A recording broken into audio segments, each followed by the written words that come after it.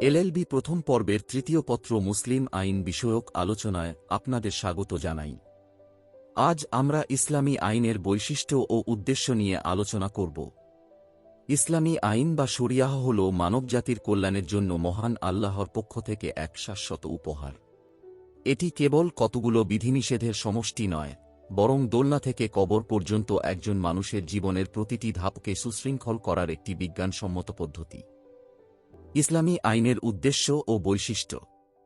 ইসলামী আইনের মূল লক্ষ্য হল মাকাসিদ আল শরিয়াহ বা শরিয়াহর মৌলিক উদ্দেশ্যসমূহ বাস্তবায়ন করা, অর্থাৎ মানুষের ব্যক্তি জীবন, সমাজ ও রাষ্ট্রীয় কাঠামোর মধ্যে ন্যায়, শান্তি, শৃঙ্খলা, নৈতিকতা ও কল্যাণ প্রতিষ্ঠা করা এবং একই সঙ্গে ইহকালীন শান্তি ও পরকালীন মুক্তির পথ সুগম করা। ইসলামী আইন কেবল দণ্ডবিধি বা সামাজিক শৃঙ্খলার নির্দেশনা নয়, এটি একটি পূর্ণাঙ্গ জীবন ব্যবস্থা যা মানুষের পার্থিব ও আধ্যাত্মিক উভয় জীবনের জন্য প্রযোজ্য। নিচে ইসলামী আইনের উদ্দেশ্য ও বৈশিষ্ট্যসমূহ সমন্বিতভাবে আলোচনা করা হল। শান্তি ও শৃঙ্খলা প্রতিষ্ঠা। ইসলাম শব্দের আভিধানিক অর্থই হল শান্তি। ইসলামী আইনের অন্যতম প্রধান উদ্দেশ্য হচ্ছে ব্যক্তি জীবনে, সমাজ জীবনে এবং রাষ্ট্রীয় পর্যায়ে শান্তি ও নিরাপত্তা প্রতিষ্ঠা করা। এটি শুধু অপরাধ সংঘটনের পর শাস্তি প্রদানের মধ্যেই সীমাবদ্ধ নয়, বরং অপরাধমুক্ত, ন্যায়ভিত্তিক ও নৈতিক সমাজ গড়ে তোলার জন্য মানুষকে উদ্বুদ্ধ করে। পাশাপাশি ইসলামী আইন এমন বিধান দিয়েছে যার মাধ্যমে মানুষ ইহজীবনে শান্তি লাভ করবে এবং পরকালে জান্নাত লাভের মাধ্যমে চিরস্থায়ী প্রশান্তি অর্জন করতে পারবে। ইহকাল ও পরকালের প্রতি দ্বিমুখী দৃষ্টিভঙ্গি। ইসলামী আইন অন্যান্য অনেক মানবসৃষ্ট আইনের তুলনায় স্বতন্ত্র, কারণ এটি কেবল মানুষের পার্থিব জীবনের আচরণ ও কর্মকাণ্ড নিয়ন্ত্রণ করে না, বরং মৃত্যুর পর মানুষের পরিণতি সম্পর্কেও দিক নির্দেশনা দেয়। মানুষের ইহকালীন শান্তি ও কল্যাণের পাশাপাশি পরকালীন মুক্তি অর্জন, এই দুই লক্ষ্য একসঙ্গে ইসলামী আইনে বিদ্যমান। এই বিশ্বাস মানুষের বিবেককে জাগ্রত করে এবং তাকে অন্যায় থেকে বিরত থাকতে প্রভাবিত করে, কারণ একজন মুসলিম মনে করে যে তাকে শেষ বিচারের দিনে আল্লাহর কাছে জবাবদিহি করতে হবে।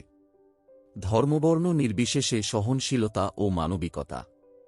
ইসলামী আইন শুধু মুসলিমদের জন্য সহানুভূতিশীল নয়, বরং ধর্ম, বর্ণ ও জাতি নির্বিশেষে সকল মানুষের শান্তিপূর্ণ সহাবস্থানকে সমর্থন করে। এটি অন্য ধর্মের অনুসারীদের ওপর জোরপূর্বক কোনো বিধান চাপিয়ে দেয় না এবং প্রত্যেককে নিজ নিজ ধর্ম পালনের স্বাধীনতা প্রদান করে। অমুসলিমদের ধর্মীয় অধিকার, সামাজিক নিরাপত্তা ও মানবিক মর্যাদা সংরক্ষণ ইসলামী আইনের একটি গুরুত্বপূর্ণ বৈশিষ্ট্য। এই কারণে ইসলামী আইনকে সার্বজনীন মানবিকতার এক উজ্জ্বল দৃষ্টান্ত হিসেবে দেখা হয়। মুসলিমদের জন্য বাধ্যতামূলক নৈতিক ও আইনগত শৃঙ্খলা।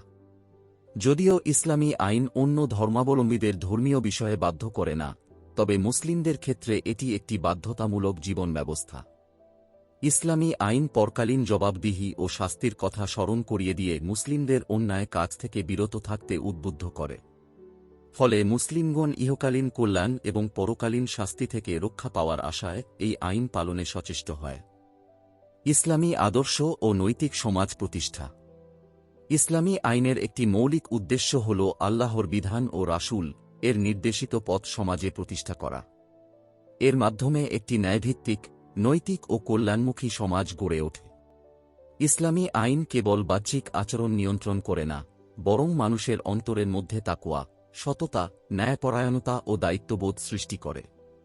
এই আদর্শ বাস্তবায়িত হলে ইহকালে যেমন শান্তি প্রতিষ্ঠিত হয়, তেমনি পরকালেও মুক্তির পথ সুগম হয়। পরকালের প্রতি বিশ্বাস ও ইবাদতমুখী জীবন ব্যবস্থা। ইসলামী আইনের চূড়ান্ত লক্ষ্য ইহকালেই সীমাবদ্ধ নয়, বরং পরকালই এর প্রধান উদ্দেশ্য। পবিত্র কোরআনে আল্লাহ ঘোষণা করেছেন যে মানুষ ও জিনকে তিনি তাঁর ইবাদতের জন্য সৃষ্টি করেছেন। অর্থাৎ মানুষের পার্থিব জীবনের সকল কাজ আল্লাহর নির্দেশিত বিধান অনুযায়ী সম্পন্ন করতে হবে, যাতে সে পরকালে মুক্তি লাভ করতে পারে। এই দৃষ্টিভঙ্গি ইসলামী আইনকে এক অনন্য আধ্যাত্মিক মাত্রা প্রদান করেছে। সামাজিক ও অর্থনৈতিক ভারসাম্য। ইসলামী আইন সমাজে অর্থনৈতিক বৈষম্য দূর করার লক্ষ্যে জাকাত, সদকা ও ফিতরার মতো বিধান রেখেছে এবং সুদকে নিষিদ্ধ করেছে। এর উদ্দেশ্য হল সম্পদের সুষম বণ্টন নিশ্চিত করা দরিদ্র নির্যাতিত শ্রেণীকে সুরক্ষা দেওয়া এবং শোষণমুক্ত অর্থনৈতিক ব্যবস্থা প্রতিষ্ঠা করা। এই ব্যবস্থার মাধ্যমে সমাজে ন্যায়বিচার ও পারস্পরিক সহযোগিতার পরিবেশ সৃষ্টি হয়। মৌলিক মানবিক অধিকার সংরক্ষণ। মাকাসিদ আল শরিয়াহ অনুসারে ইসলামী আইনের 5টি প্রধান লক্ষ্য হল জীবন, ধর্ম, বংশধারা, সম্পদ এবং বুদ্ধিবৃত্তি বা মেধা রক্ষা করা। এই 5টি মৌলিক বিষয়ের সুরক্ষাই ইসলামী আইনের কেন্দ্রবিন্দু। মানুষের জীবন ও মর্যাদা সংরক্ষণ, ধর্মীয় স্বাধীনতা, পারিবারিক স্থিতিশীলতা, সম্পদের নিরাপত্তা এবং জ্ঞান ও বিবেকের বিকাশ সবকিছুই ইসলামী আইনের উদ্দেশ্যের অন্তর্ভুক্ত। সার্বিকভাবে বলা যায়, ইসলামী আইন একটি পূর্ণাঙ্গ ও ভারসাম্যপূর্ণ জীবন ব্যবস্থা, যা ইহকালীন শান্তি, সামাজিক ন্যায়, অর্থনৈতিক ভারসাম্য ও নৈতিক উৎকর্ষের পাশাপাশি পরকালীন মুক্তির পথ নির্দেশ করে। ধর্মবর্ণ নির্বিশেষে মানবিকতা, মুসলিমদের জন্য বাধ্যতামূলক নৈতিক শৃঙ্খলা, ইসলামী আদর্শ প্রতিষ্ঠা এবং মৌলিক মানবাধিকার সংরক্ষণ, এই সবকিছু মিলিয়েই ইসলামী আইনের উদ্দেশ্য ও বৈশিষ্ট্যকে স্বতন্ত্র ও সর্বজনীন করে তুলেছে। পরিশেষে বলা যায়, ইসলামী আইন কোনো আকাশ থেকে পড়া জড় বিধানও নয়, আবার মানুষের খেয়াল খুশিমতো নির্মিত সাধারণ আইনও নয়, বরং এটি একটি কালজয়ী ও পূর্ণাঙ্গ জীবন ব্যবস্থা।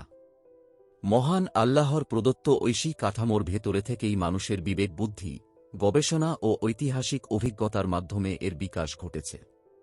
একদিকে এটি আল্লাহর নিরঙ্কুশ সার্বভৌমত্বকে স্বীকার করে, অন্যদিকে মানুষের কল্যাণ, মর্যাদা ও অধিকারের প্রতি সর্বোচ্চ গুরুত্ব দেয়। প্রথাগত ও আধুনিক আইনচিন্তার সমন্বয়ে গঠিত এই বিধান ব্যবস্থা আজও কোটি কোটি মানুষের কাছে ন্যায়বিচারের প্রতীক হয়ে রয়েছে এবং সঠিক প্রয়োগের মাধ্যমে একটি সুন্দর, বৈষম্যহীন ও ভারসাম্যপূর্ণ পৃথিবী গড়ে তোলার শক্তিশালী পথনির্দেশক হিসেবে কাজ করতে পারে। আমাদের সাথে থাকার জন্য ধন্যবাদ।